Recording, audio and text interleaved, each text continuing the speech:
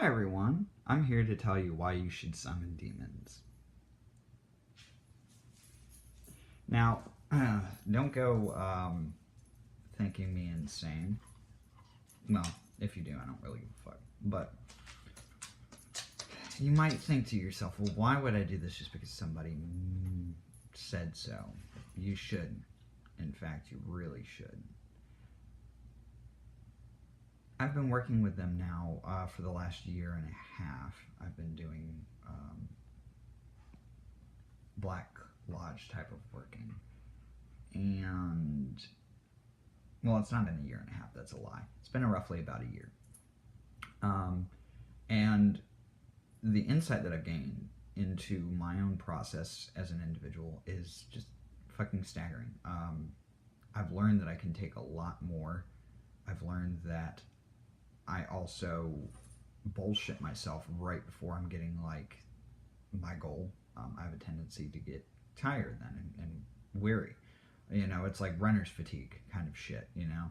You see the finish line and all of a sudden every single muscle cramp or spasm that has been waiting to happen is furiously enforced upon you right at that last few hundred feet before the end of the dash. A weird analogy, but it's the best I could come up with, alright?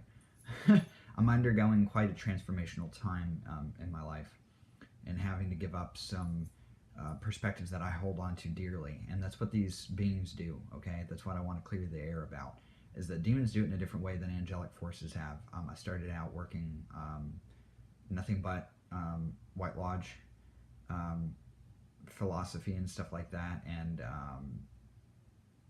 I'm not against it. I'm not averse to it. It's just, it's two different ways of getting something done, you know? The angelic forces might point you on some different paths because they know that that's what you can handle and that's what you can take. The demons put it very bluntly. They don't give a fuck. You know, with Left Cursiax, she like screamed at me. She was like, "It's because you haven't made a fucking decision, you dumbass." It was it was the same way with Marcosius, okay? You know, they call you out, they bait you, they taunt you. You know, it's the stereotypical boot camp kind of thing. In fact, that's a great analogy to think about it, you know. It's like, really is like the spiritual army, you know, like boot camp type situation. You're going in, there's no one to fucking, you know, prepare you. It's the difference between the Jedi code and the Sith code, you know. You know, to sit there and try and compare the two and say which is better, you know, is kind of futile. I mean, you know, you can make your own crackpot assumptions, but it doesn't really matter because the universe doesn't give a fuck.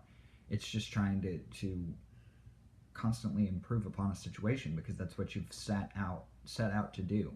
By picking this path, you have set out to divulge the things that lie within you, no matter how bright or dark they are. And the darkness, you know, is illuminated by the moon, the light of the moon. There is still light within darkness.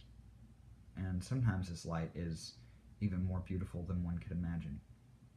And can lead one to unification with the different types of light, and a cause for blending can then occur. And then that can lead you into ways of life and living life and dwelling in freedom of expression because you no longer care. You're not held back by anything. You don't give a fuck anymore about what people say, about what people think, about your perception of what they think, which oftentimes, a lot of the times I found, we can think that we're so free from that, and then somebody tests you by saying something and calling you out, and then you get all butthurt and defensive, and this is proof that you don't have freedom from that you still do very much deep down care inside. Case in point, I'm going through a very highly important transformational period. I heard the word, once again, intent is so fucking important towards this. Even if you think, oh, I'm ready, yeah, I'm ready, and then you get hit with a test and you're still really not ready to fucking give it up. You just gotta do it sometimes. And that's what I'm drawing to here, you know. Activate the spells in your life. Do the fucking hard thing that your guides are pushing you to do. Because in the end, it's going to cause such a shift in paradigm that you're not going to ever be able to be prepared for it. And that's half the point. It's like getting the wind knocked out of you consistently, asking for somebody to do it. And then you go, oh, yeah, got the clarity. That's what you're striving for. Once again, terrible metaphor, but I don't know how else to approach it at this point. I'm so fucking done with trying to grasp for straws as far as that goes. Which is how I know I'm in a fallow period, and I'm coming out of that towards that transition. And I started to get all butthurt and whiny and in my tarot reading because I just wanted a clear-cut answer. And what I realized is it wasn't me just wanting a clear-cut answer. It was for me looking for another excuse to run from the gnosis. And I said, you know what? I can't do this anymore. I can't allow myself to keep doing this, because if I don't change my perception, I'm hurting myself and I'm hurting people around me, because of the fact that the blockages that I incur in my own life, it's going to spill out onto them. Just as much clarity as I can bring them and give them when I've healed myself, I can bring them just as much pain by refusing, because they're all calling out towards the same thing, and it's only creating blockages, and we're all actually struggling on the same path of initiation, which is weird, through different incremental steps, which is interesting, because like I said, after I had that butthurt moment with invoking my higher intelligence and having it aid me in the tarot divination, when I didn't get the answer or the outcome I was looking for, it told me, it was like, stop asking. You already know what you wanted, what you need to do in order to accomplish what you will to do, which is part of those wants, and facilitating all of those wants and needs, and understanding how that comes about through the balancement of both forces inside of you. And it told me that, yeah. So I went out and I actively sought for help, asking it will be given unto you. My other half got a ring today. We went down to Sunoco. I didn't really feel like going out, but he insisted, so we went down there, and he found a ring that had just casually been left on the floor. Person had long gone, didn't seek to retrieve it, and the store didn't want to keep it in case the lady came back that it belonged to. Real diamond chips and everything like that. Now, she didn't do anything to get this to manifest, but she had shown a lot more promise towards this, and she had given up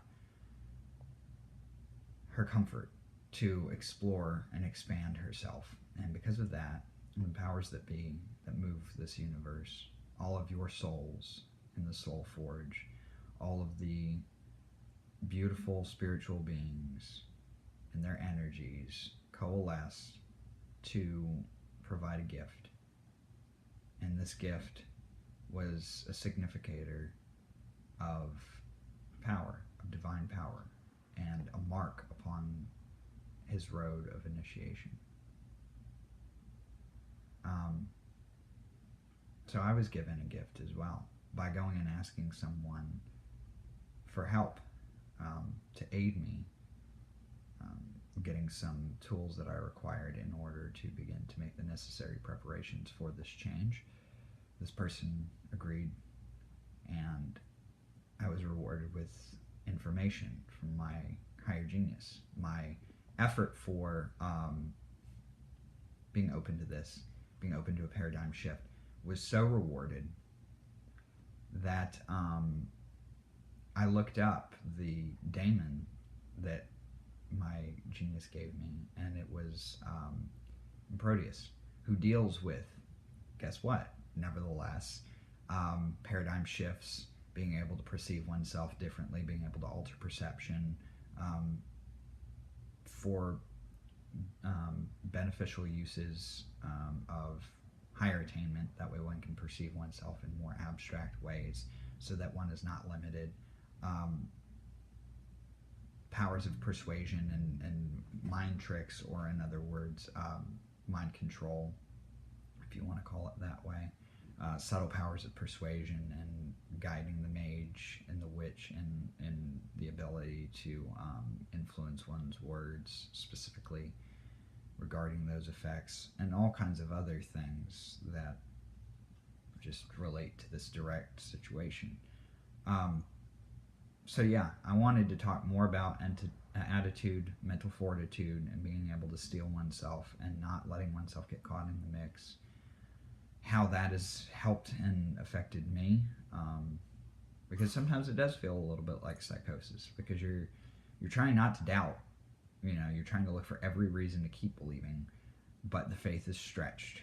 Everything is stretched, like being upon a rack and having it be turned. Earth is purgatory, which is another divine secret that I learned from the Algi's rune, believe it or not.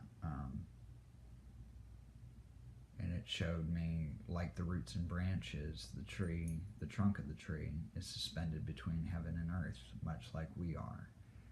And that was a breathless example. And I say it was breathless because that's exactly the mode in which it left me after I experienced it. And it was such a potent thing that I was rendered absolutely useless, speechless, helpless. I didn't know how to feel after that. I just kind of was like, well, fuck, and went back in the house and I wrote down what I experienced, and I kind of just sat there and nodded my head because I understood the mentality behind that. But until you've been put in that space to where you're viewing it as the universe is viewing it through a living kind of momentary parable that aids you in perceiving things outside of your immediate reality, you're able to see the thing as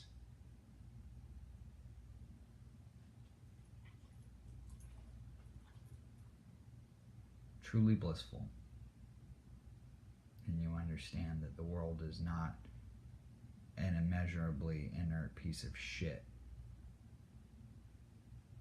but it is connected to something that exists because it can, because it wants to. It doesn't necessarily have to have a reason, except that it gives its own reason and order to things, and that is utterly perfect.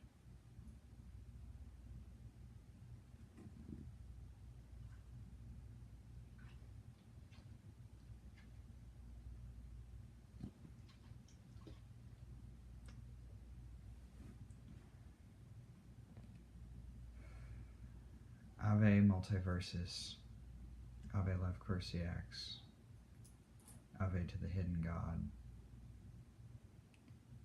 Ave Draco Sophia, Ho Dracon, Ho Megas,